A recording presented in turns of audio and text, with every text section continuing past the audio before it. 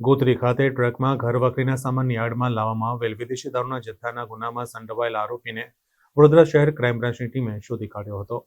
તાજેતરમાં વડોદરા શહેરના વાસણા ગામ ખાતે ટ્રકમાં ઘરવખરીના સામાનની આડમાં ગેરકાયદેસર રીતે ભારતીય બનાવટનો વિદેશી દારૂ લઈ આવવામાં આવી રહ્યો હતો. આ દરમિયાન ટ્રક અને મોટરસાયકલ મળી અને દારૂના જથ્થા સાથે 18,15,576નો મુદ્દામાલ વડોદરા શહેર પોલીસ દ્વારા પકડવામાં આવ્યો હતો. આ ગુનાના કામે પોલીસની રેડ જોઈને સ્થળ પરથી આરોપીઓ નાસી છૂટ્યા હતા. આ અંગે ગોત્રી પોલીસ સ્ટેશનમાં પ્રોહિબિશન એક્ટ અન્વયે ગુનો રજીસ્ટર કરવામાં આવ્યો હતો.